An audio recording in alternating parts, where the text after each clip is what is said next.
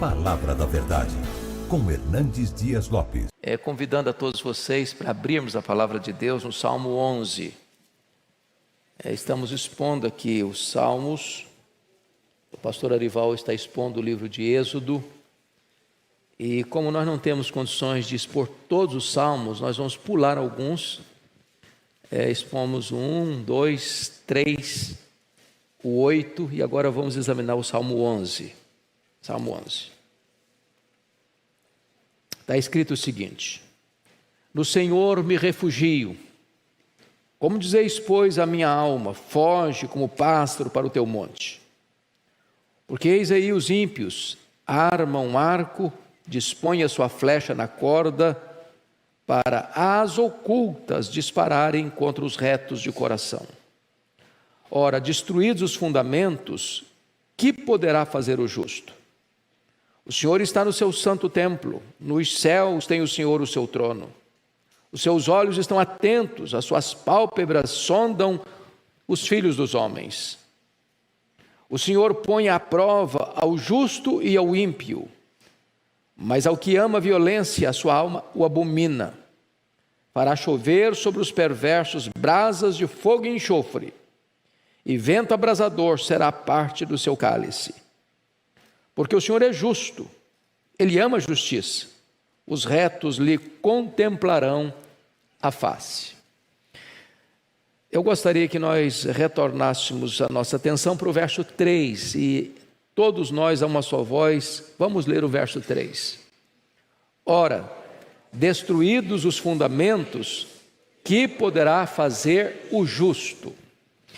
Eu gostaria de tratar deste assunto hoje, o triunfo da fé sobre o medo, baseado nesse verso 3, porque o verso 3 é o eixo central deste poema. Vocês sabem que os salmos são poemas, os salmos também são orações.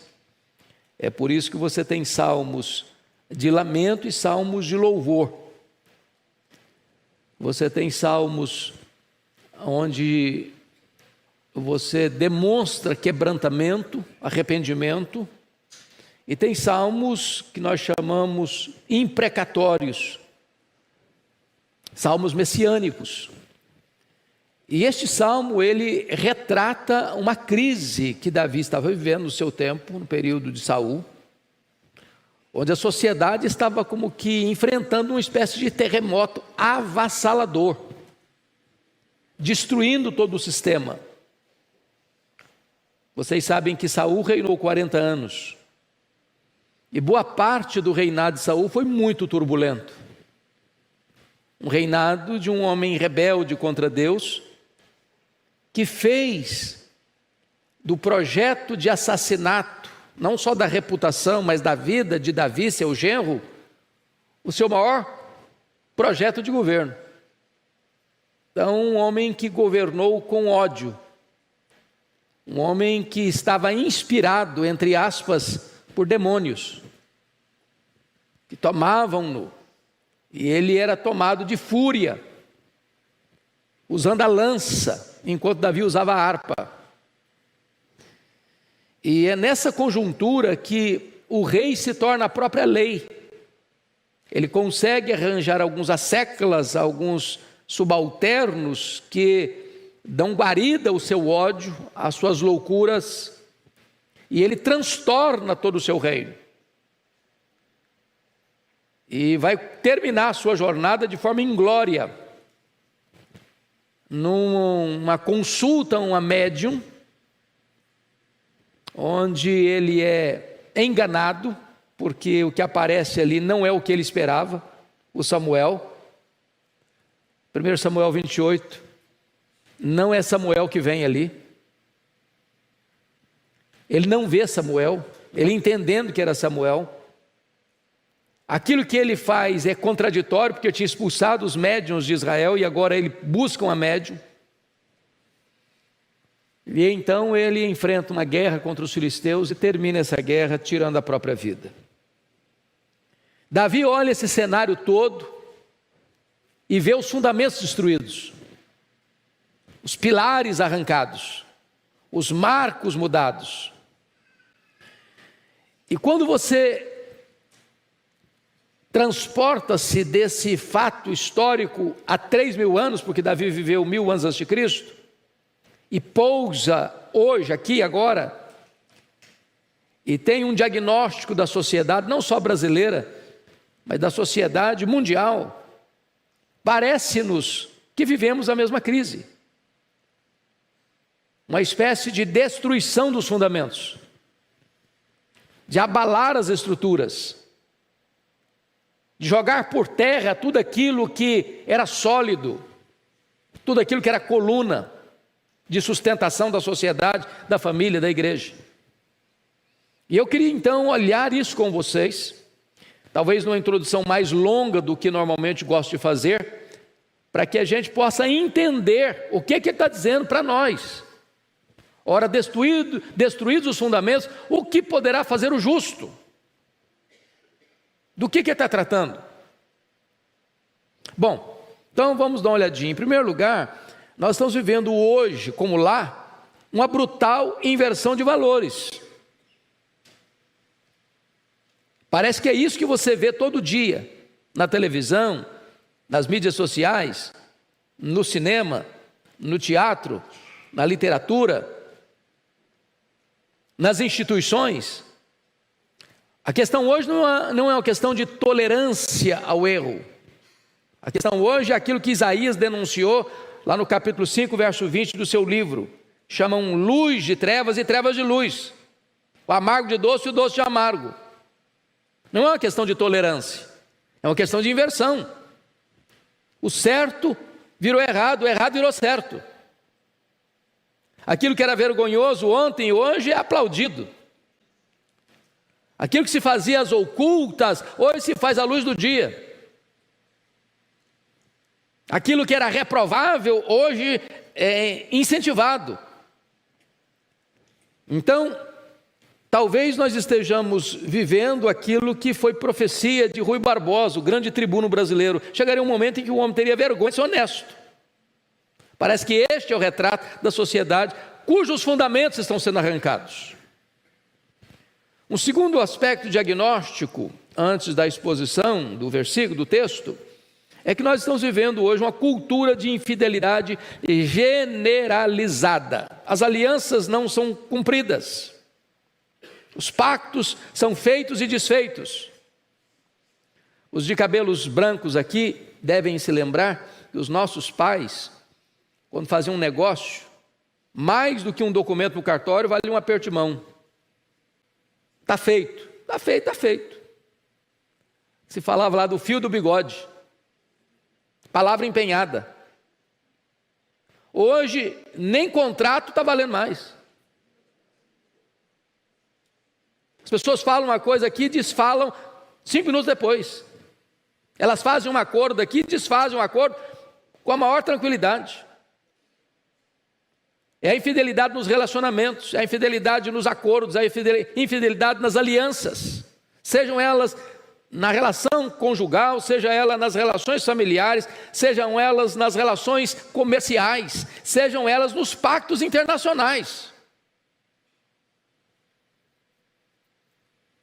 Você acaba de levantar um monumento à paz e começa a voltar a investir na guerra. Porque as palavras hoje não perderam o peso. Os acordos hoje são vulneráveis. As alianças são fracas. Os fundamentos estão sendo destruídos. Mas mais do que isso, meus irmãos, em terceiro lugar, nós estamos vivendo uma época de deslavada corrupção moral. Os fundamentos estão sendo destruídos.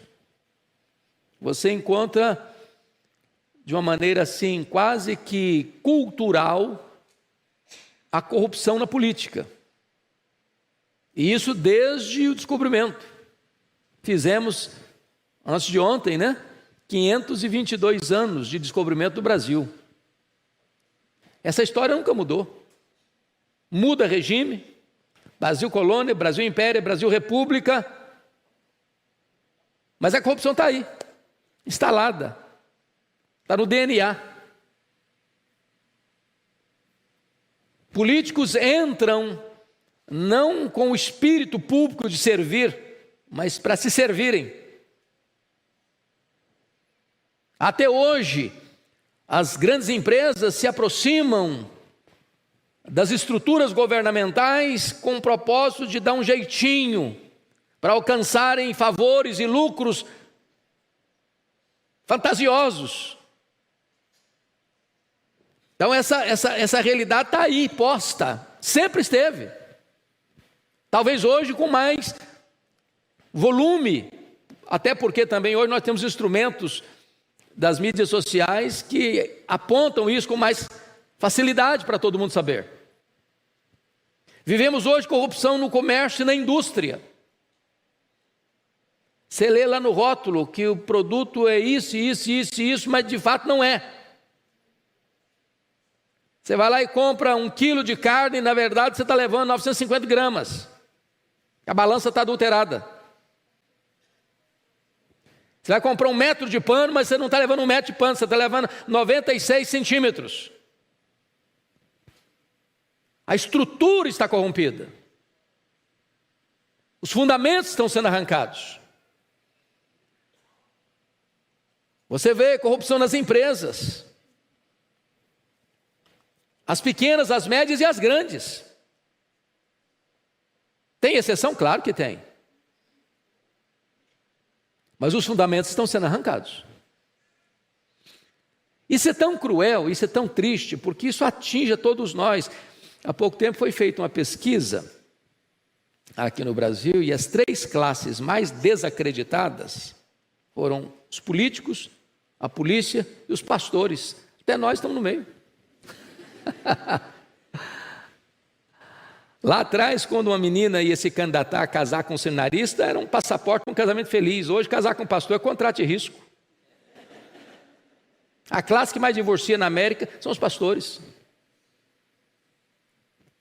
Então nós estamos vivendo essa sociedade que perdeu os absolutos, que perdeu a ideia de, não, eu tenho um fundamento.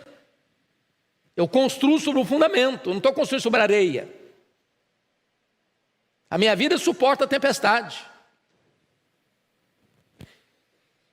Mas mais do que isso, irmãos, nós estamos vivendo também uma crise de arrancar os fundamentos na questão da teologia, da igreja. Por exemplo, o liberalismo teológico. O que é o liberalismo teológico? Essa palavra às vezes não é tão comum para todo mundo. É o conceito de que eu vou mudar meu entendimento da leitura da Bíblia. A nossa leitura é uma leitura de que este livro é um livro histórico. O que está registrado aqui é verdade. Nós cremos que este livro é inspirado, nós cremos que este livro é infalível, nós cremos que este livro é inerrante e nós cremos que este livro é suficiente. Aí chega o liberal e diz, não, a leitura não pode ser gramática histórica, tem que ser crítico-literária. E aí eu digo, não, mas isso aqui, não, isso não é assim. Gênesis 1, 2 e 3 não é literal, aquilo lá é uma novela, aquilo lá é um mito, não houve criação. Adão e Eva não existiram. Não, Jó é uma novela. Não, Esther também é uma novela. Não, os milagres não aconteceram, foram mitos. E aí vão esvaziando a Bíblia, vão tirando o conteúdo da Bíblia. E sobra o quê? Sobra confusão. É por isso que o liberalismo entrou na Europa e matou as igrejas. O liberalismo não começa nos bancos das igrejas, não, começa nas cátedras, nos seminários. De lá descem para os púlpitos e matam as igrejas. Esse perigo, irmãos, não é um perigo lá da Europa, não é um perigo lá dos Estados Unidos, Canadá, não. Esse perigo é um perigo aqui do Brasil. Denominações inteiras já se capitularam ao liberalismo aqui no Brasil. Seminários tão sólidos, tantas vezes estão sendo levedados e fermentados por professores liberais. Isso é um desastre. Porque se tirar o fundamento. Mas não é só o liberalismo teológico, não, o sincretismo religioso. Você começa a perceber que em tantos lugares as pessoas elas saem de um misticismo, por exemplo, do espiritualismo brasileiro, ou seja, dos cultos afros brasileiros, por um outro misticismo, do sal grosso, do óleo ungido, da toalha suada, de comprar lote no céu. E as pessoas são mantidas nessa prisão do misticismo, do sincretismo. Os pilares estão sendo arrancados dentro das igrejas com pragmatismo. O que é o pragmatismo? O pastor chega e diz: eu quero que a minha igreja cresça. E aí eu vou fazer uma pesquisa do efeito Ibope, você decide. O que as pessoas querem? Elas querem milagres? Então eu vou botar uma placa, uma faixa, dia tal é o culto do milagre. Bom, eu marquei, o Espírito Santo vai ter que fazer, porque eu estou falando que vai fazer, então sou dono da agenda do Espírito Santo. É prosperidade que as pessoas querem? Então eu vou pregar sobre prosperidade. Ou seja, eu vou fazer o que o povo gosta, eu vou fazer o que funciona, eu vou fazer o que dá resultado, eu vou fazer o que atrai. E aí eu abandono o verdadeiro evangelho, eu não prego mais o evangelho, não vou falar sobre pecado, não, isso aí não dá ibope. Não vou pregar sobre arrependimento, não, ninguém vai vir. Não vou pregar mais sobre santificação, porque o povo não quer compromisso. Então eu vou fazer uma mensagem mais palatável, mais agradável, mais azeitada, mais popular. Aí muda o evangelho, aí arranca o fundamento.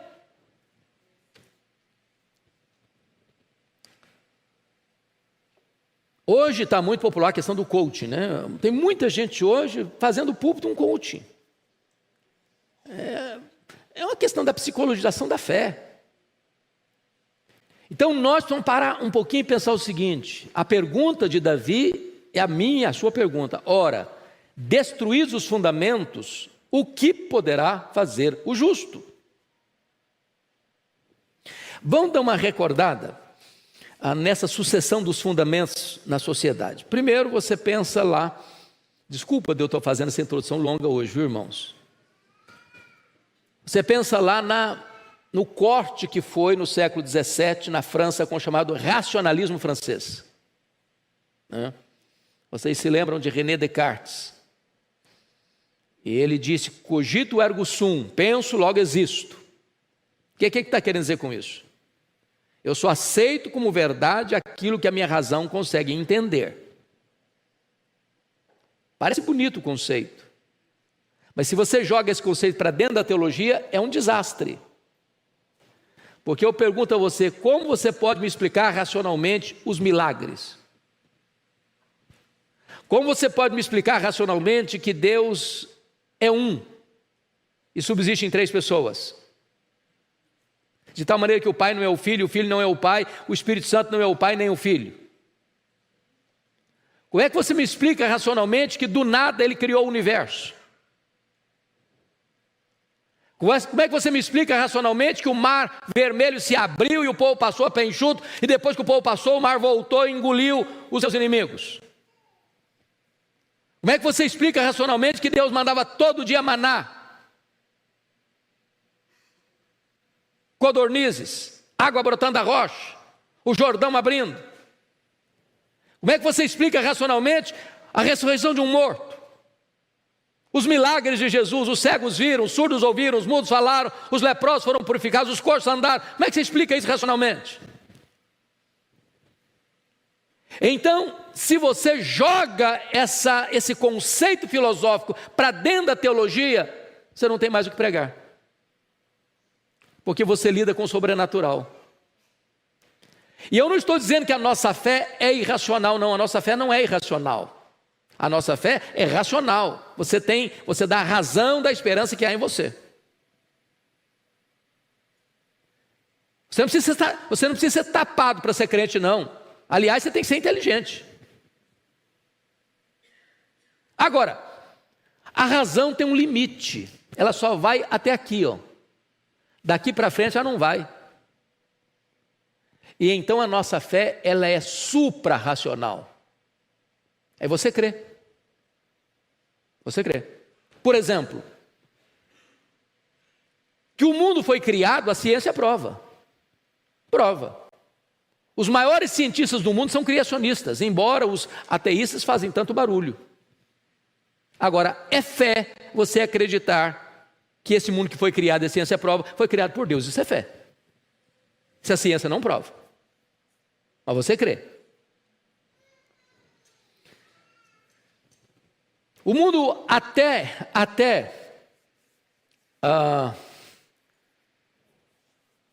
1780, você sabe que nós entramos no que se chama de queda da Bastilha. Lembram disso? Vocês estudaram história? 14 de julho de 1789. Foi o ponto central da Revolução Francesa. A Bastilha era uma grande prisão onde os reis absolutistas mandavam os presos políticos para lá, mas tinham poucos presos. Na época da rebelião mesmo, que tomaram a Bastilha, tinha 9 presos só, mas era lugar de guardar as armas contra o povo. E o povo se rebela, toma a Bastilha, derruba o poder absolutista da França e começa ali, em 1789, com a queda da Bastilha, a Era Moderna, que dura apenas 200 anos. Quando a Era Moderna acaba e começa a chamada pós-modernidade? No ano de 1989, 200 anos depois, com o muro, a queda do Muro de Berlim. Agora nós estamos aqui que nós chamamos de pós-modernidade. Qual é o grande tripé da pós-modernidade? Pluralização, privatização e secularização. Explicando, o mundo é plural. O mundo é plural. Cada um tem sua crença, cada um tem sua fé, cada um tem sua verdade. O que é verdade? O que é verdade? Não foi a pergunta do Pilatos? O que é verdade? Aí eu disse, não, mas eu tenho a minha verdade, você tem a sua. A verdade é plural. E mais, a verdade é subjetiva, é a privatização. O cara está no erro, mas para ele aquilo é verdade. Acabou a ideia de quê? De verdade absoluta, que começou lá com Immanuel Kant, com a crítica da razão pura. Acabou, não tem verdade absoluta. E você e eu vivemos plenamente convencidos de que existe verdade absoluta. Jesus Cristo diz, eu sou a verdade. Jesus Cristo diz, santifica-os na palavra, a tua palavra é a verdade. Olha o desafio que você e eu temos de viver uma vida de absolutos no mundo de relativismo. No mundo que diz que tudo é Deus, é o panteísmo. No mundo como a Índia, que tem mais de 1 milhão de deuses, até a vaca é deusa lá. E você diz, não, eu creio que só existe um Deus vivo e verdadeiro. Pai de nosso Senhor Jesus Cristo, Deus Pai, Deus Filho, Deus Espírito Santo. Onde diz, não, esse negócio de ser humano não é homem e mulher, não. Deus criou uma mulher, mas agora cada um decide o que quer ser na vida. A criança que decide, ela nasceu masculino, nasceu feminino, mas ela vai decidir o que ela vai ser. Esse padrão não é absoluto. É nessa sociedade, irmãos, que você e eu vivemos. E o que é o terceiro tripé da pós-modernidade, da secularização? E empurra Deus para a lateral. Deus não é necessário, Deus não é importante, Deus não pode entrar nesse jogo, Deus não pode fazer parte dessa história, Deus não é relevante, Deus não é necessário, Deus nem existe. O negócio é com você. Bota Deus não. Então é nessa sociedade que você e eu vivemos, é nessa sociedade que você e eu criamos filhos, é nessa sociedade que você e eu recebemos os nossos netos, é nessa sociedade que você está inserido. E a pergunta do Davi é a minha pergunta, é a sua pergunta. Ora, destruídos os fundamentos, o que poderá fazer o justo? Você acha que os fundamentos estão sendo destruídos? Pois bem, então agora nós vamos entrar no texto para encontrar a resposta para essa pergunta.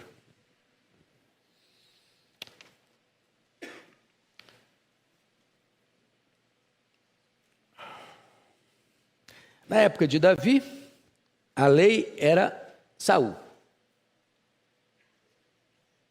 Ele não se submetia à lei, ele era a lei. Na época dos imperadores romanos, eles eram a lei. Até tolerantes eram. Você podia ser adorador de Jesus Cristo, desde que você adorasse a César. Os cristãos estão, não, para nós, só Jesus é o Senhor. Bom, então você tem que ir para a fogueira. Se você olhar, hoje nós estamos vivendo esse drama, do mesmo jeito. Você não basta apenas tolerar, você precisa concordar. Porque se você não concorda com o que é empurrado goela abaixo, então você tem um discurso de ódio, você é preconceituoso, você não sabe viver numa sociedade pluralista. Ora, destruir os fundamentos, que poderá fazer o justo? Então vamos lá. Vamos ver o conselho insensato dos medrosos nessa conjuntura. Olha o versículo 1 comigo. No Senhor me refugio. Como dizeis, pois, a minha alma, foge como pássaro para o teu monte. Qual o conselho que é dado para Davi aqui, nessa conjuntura que ele está vivendo, os fundamentos destruídos? Fuja.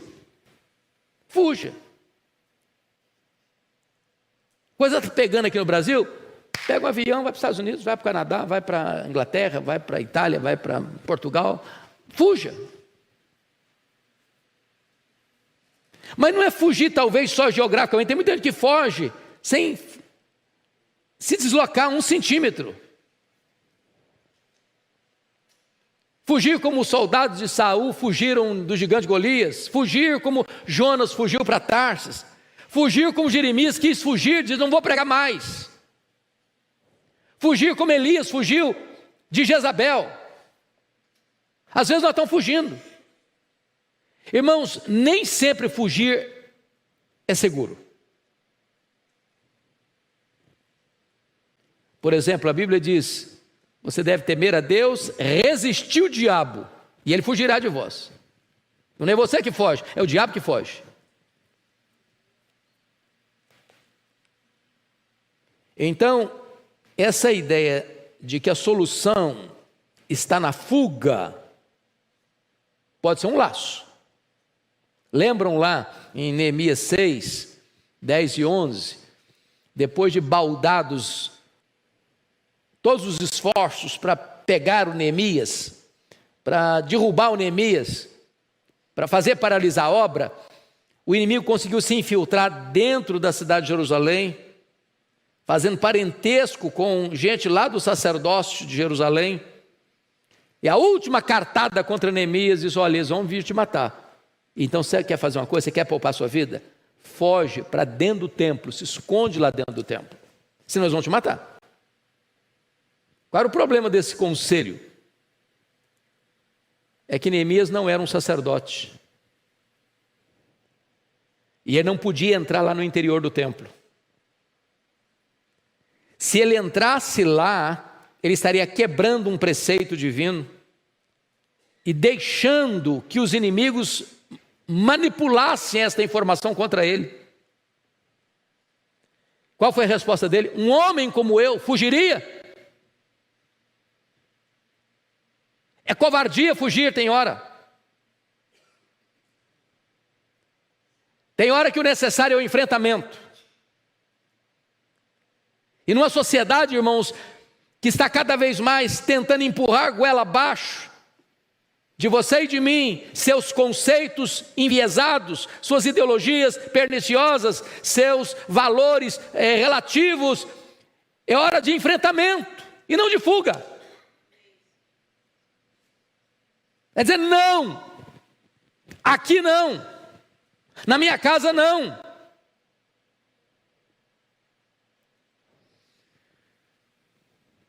A resposta de Davi, no versículo 1 ele diz, no Senhor eu me refugio.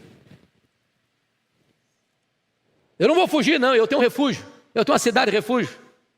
Eu tenho alguém que me protege, eu tenho um escudo suficiente, poderoso. Agora vamos ver quais foram os argumentos insensatos dos inimigos de Davi. Quais foram os argumentos insensatos dos medrosos que disseram para Davi o seguinte, fuja, fuja, fuja como um pássaro. Primeiro argumento, olha o versículo 2 comigo. a violência do inimigo é implacável. Ele diz: foge como pássaro para o teu monte, porque eis aí os ímpios armam o arco, dispõem a sua flecha na corda. Ô, irmão, quando o arco está armado e a flecha está esticada, e a corda está esticada, o que significa isso? O ataque vai ser o quê? Iminente. Não dá para esperar mais. Você não tem prazo de armar mais uma estratégia de defesa. A única saída para você é fugir. Ou você foge, ou essa flecha atinge o seu coração. Perigo é iminente, a ameaça é concreta, a realidade é sombria. Estão dizendo para Davi. Segundo conselho, a política do inimigo é astúcia. Olha aí o verso 2, a parte B, ele diz o seguinte: para as ocultas dispararem contra os retos de coração. Então note você uma coisa, o arco já está esticado, a flecha está lá, pronta para ser lançada, mas você não vê. O inimigo está invisível, ele age às ocultas, ele é traiçoeiro, ele não dá cara. E esse é um dos grandes problemas de uma conspiração velada, de uma trama invisível, de uma armadilha fatal. Lembra lá quando o apóstolo Paulo, falando da batalha espiritual, diz que a nossa luta não é contra carne e sangue, mas contra principados e potestades, contra dominadores deste mundo tenebroso, contra forças espirituais do mal, e que o nosso inimigo é o diabo. E nós temos que tomar cuidado com as suas ciladas. A palavra ciladas lá no grego é a palavra metodeia, de onde vem a palavra métodos ou estratagemas. Ou seja, o diabo tem muitas estratégias. E talvez depois de Deus é quem mais nos pesquisa. Conhece os nossos pontos fracos, conhece os nossos supostos pontos fortes. Anda ao nosso derredor. E nos espreita, e às vezes as ocultas, faz as suas investidas para nos destruir, para lançar suas flechas, os dardos inflamados do maligno, para atingir quem? Quem é dele? Quem já está na mão dele? Quem já está na casa dele? Quem já está no império dele? Quem já está na potestade dele? Não, está escrito aí, para atingir quem? Contra os retos de coração. Pense comigo nisso. Vamos imaginar que você é uma pessoa estrategista de guerra. E você que vai dar as ordens aos seus soldados para as mais diversas frentes de batalha. Onde você escalaria seus soldados mais preparados, mais bem equipados, para enfrentar os maiores inimigos ou os aliados? Onde você acha que o diabo bota os seus demônios mais tinhosos? É no estádio de futebol, na boate? Ou ao redor de uma igreja? Quem resiste ao reino dele? Quem se opõe a ele?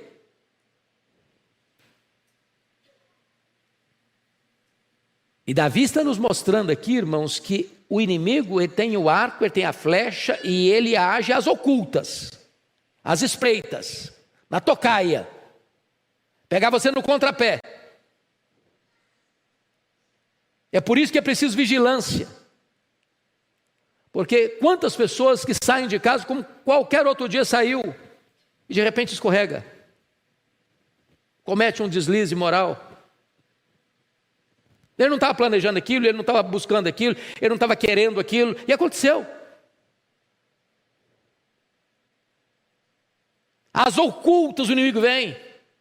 As apalpadelas ele vem. Mas veja você, em terceiro lugar, a ação do inimigo é demolidora. Vamos voltar ao versículo 3. Ora, destruídos os fundamentos, o que poderá fazer o justo? O inimigo ataca é o fundamento, é a base, é o alicerce. É por isso que uma das tentativas do inimigo, irmãos, é aquilo que nós colocamos agora há pouco, é o liberalismo aqui, é o sincretismo lá. No momento que você tira isso aqui de fundamento da nossa fé, acabou. Acabou. Uma igreja que subscreve ao liberalismo teológico, ela assina no mesmo dia o seu atestado de óbito. Uma igreja que corre atrás do sincretismo religioso brasileiro, do misticismo, de tantas novidades no mercado da fé, chega um momento de exaustão, de ressaca. E a pessoa diz: não é isso. Me propuseram uma coisa que resolveria, resolveu nada. E não resolve mesmo. E Deus não deixa resolver.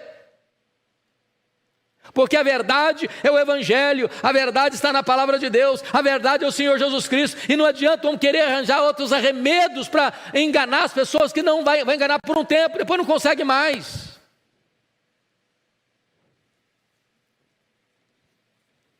O que nós estamos vendo hoje, a questão da família, não é um terremoto, não é uma espécie de arrancar fundamentos? Irmãos, nós vivemos milênios com o conceito de que família é o quê? É homem, é mulher, é pai, é mãe, é filho, é filha, é neto, é neta. Estão querendo derrubar isso. Estão querendo destruir isso. Estão querendo dizer que isso aqui não é normal, que isso aqui não é o certo.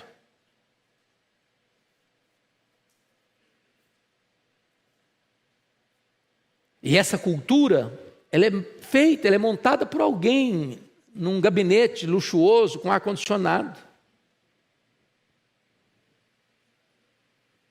E despeja todo esse esgoto e as pessoas estão lá, com o nariz metade só do lado de fora, para sobreviver. Fundamentos destruídos. Arrancam os marcos na família, nas escolas, nas universidades, nas leis, nos parlamentos, nas cortes, nos costumes, nos valores morais, fundamentos destruídos.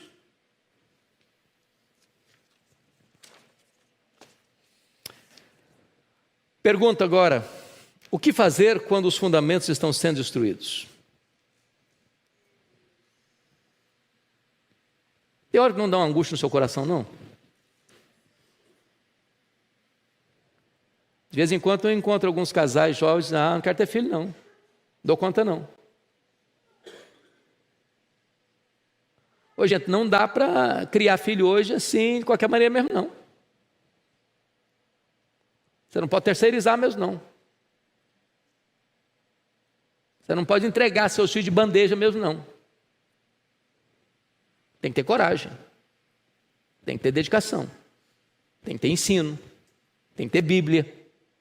Tem que ter testemunho.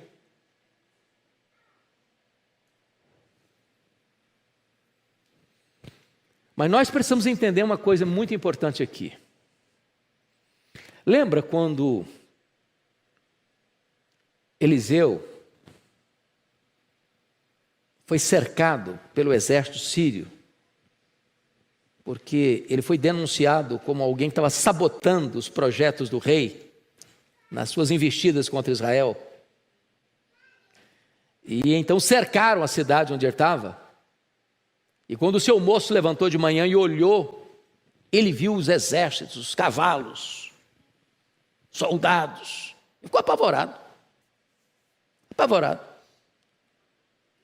E Eliseu disse para ele, Eliseu orou por ele, Senhor, abre os olhos desse moço para que ele veja. E ele viu um exército maior, dos cavaleiros celestiais, dos soldados celestiais. E nós podemos agora afirmar, como o apóstolo João, maior é aquele que está em nós do que aquele que está no mundo. Nós não devemos nos acovardar, nos encolher, nos intimidar. Não, irmãos, maior é o que está conosco. Nós não vamos perder esse jogo, não. Nós vamos lutar e ganhar, porque nós já somos mais do que vencedores. Nós não vamos entregar os nossos filhos, a nossa geração para o diabo, não. Nós não vamos entregar para as ideologias perniciosas, não. Nós vamos ensinar na nossa casa a palavra de Deus. Se a nossa casa vai andar de acordo com a palavra de Deus, os fundamentos não vão ser arrancados.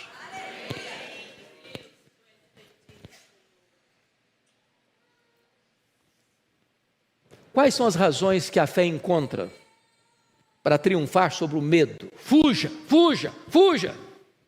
Primeiro, irmãos, olha aí, são 4 argumentos para nós encerrarmos. Primeiro, a soberania de Deus. Olha o versículo 4 comigo. O Senhor está no seu santo templo, nos céus tem o Senhor o seu trono. Os seus olhos estão atentos e as suas pálpebras sondam os filhos dos homens. Meus irmãos, onde está o trono do Senhor mesmo? Nos céus. Quem manda em quem? É a terra que manda nos céus ou os céus que mandam na terra?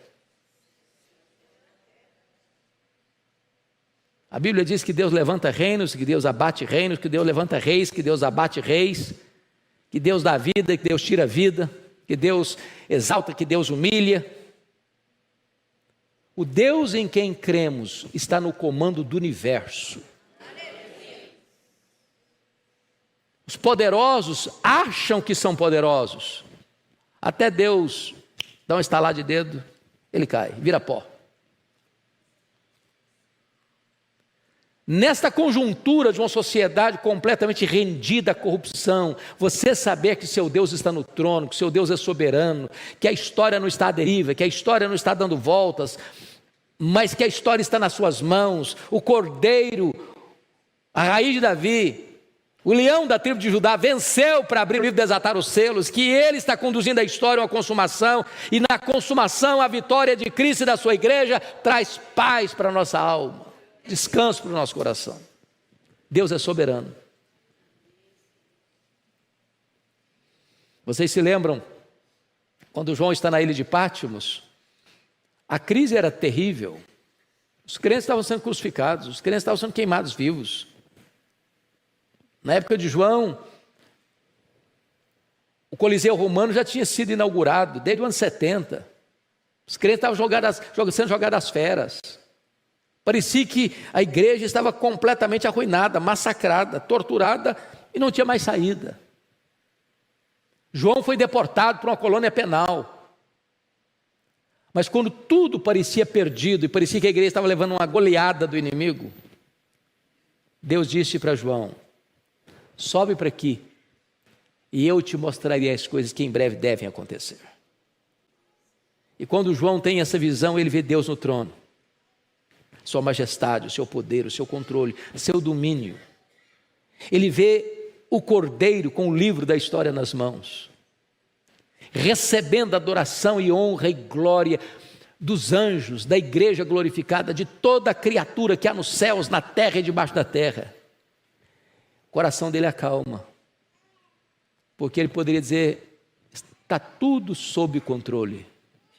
Deus não perdeu as rédeas, Deus não perdeu o rumo, Deus continua sendo Deus, soberano no controle da história e da nossa vida.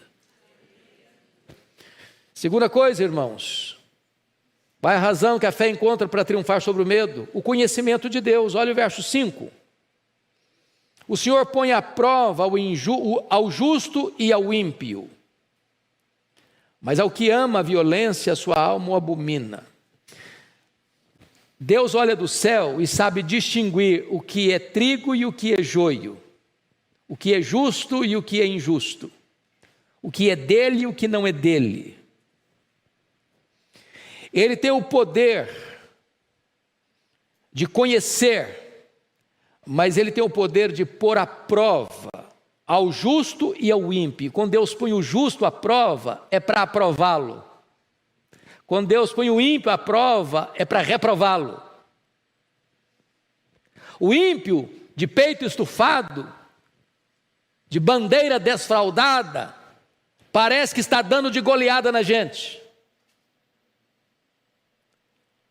Mas Deus vai virar esse jogo porque Deus permite os seus serem provados, mas o fogo da prova de Deus não tosta um fio de cabelo, só queima as amarras. Mas o ímpio perecerá para sempre, quando Deus se levantar para prová-lo. Saber que Deus sabe é muito importante. Saber que Deus não está longe, indiferente.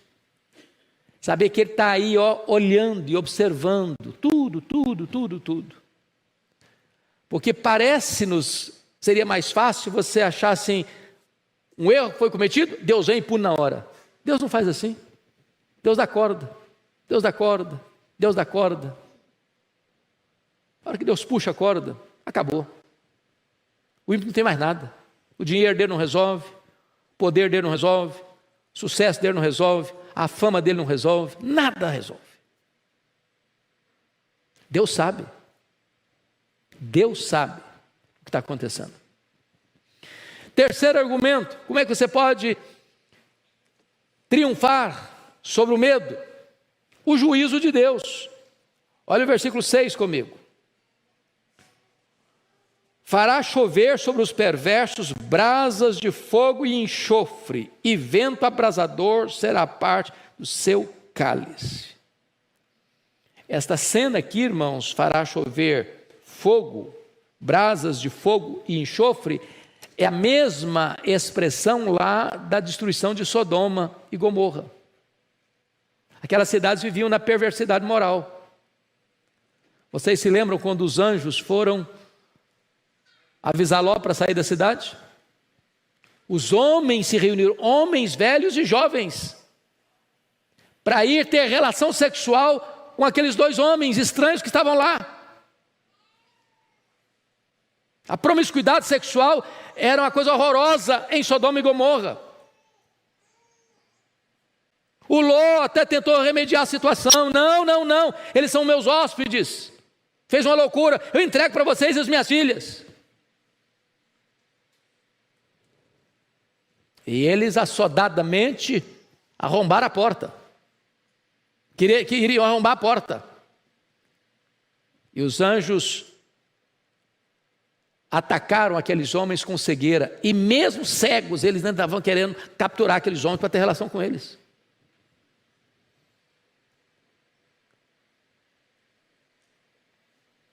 E daqui a pouco Deus fez chover fogo e enxofre sobre as cidades.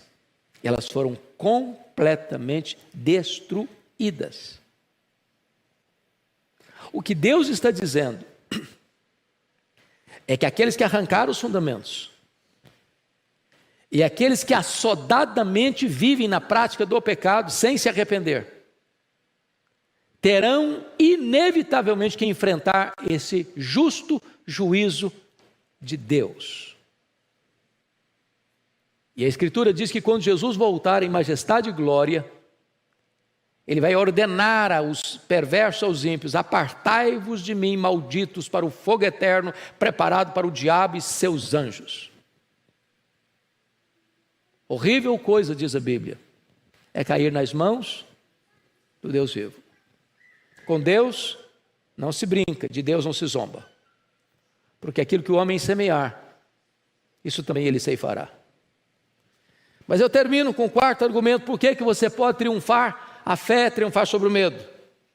É a convicção da recompensa de Deus. Se tem o juízo para os ímpios, tem a recompensa de Deus para os justos.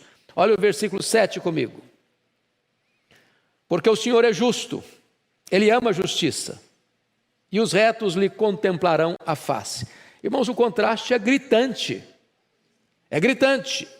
Enquanto os perversos recebem brasas de fogo e enxofre e vento abrasador, os justos contemplarão a face do Senhor.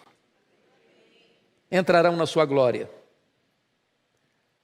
A pressão, as angústias, as dores, o sofrimento, a perseguição, tudo vai cessar. Deus vai enxugar dos nossos olhos toda lágrima. Não vai ter pranto, nem dor, nem luto. As primeiras coisas terão passado. E nós contemplaremos a face do Senhor. E reinaremos com eles para sempre, sempre. No novo céu e na nova terra, onde habita justiça.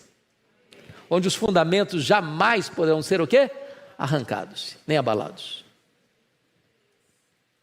Então nós vivemos aqui, fundamentos sendo arrancados, mas nós estamos firmados naquele cujo trono jamais se abala, de cuja cidade os fundamentos nunca jamais serão abalados. A cidade santa, Nova Jerusalém. Vamos ficar em pé, irmãos, vamos orar.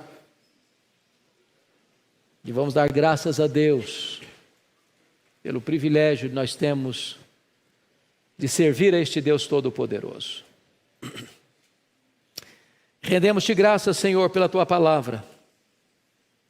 Rendemos-te graças porque ela é a verdade. Passa o céu, passa a terra, mas a Tua palavra não passará. Rendemos-te graças porque nenhum tio da Tua palavra vai passar. Ela não pode falhar. Então, dá-nos a bênção, Deus, de conhecer a Tua palavra, de estudar a Tua palavra, de meditar na Tua palavra, de guardar a Tua palavra no nosso coração, de saboreá-la, porque ela é mais doce do que o mel, de valorizá-la, porque ela é melhor do que muito ouro depurado. Dá-nos a bênção, Deus, de ter amor à Tua palavra, porque ela ilumina os olhos, ela dá sabedoria aos simples, ela restaura a alma. Que Tu abençoes o Teu povo nesta manhã, e que as exortações da Tua palavra encontrem guarida no nosso coração, que não apenas a entendamos, mas que também a coloquemos em prática, para vivermos de modo digno do Teu nome, num mundo que está posto no maligno. Tem misericórdia de nós, livra-nos do mal, livra-nos das ciladas do diabo, livra-nos, meu Deus, dos perversos, e guarda a nossa vida, a nossa família, a nossa igreja, o Teu povo,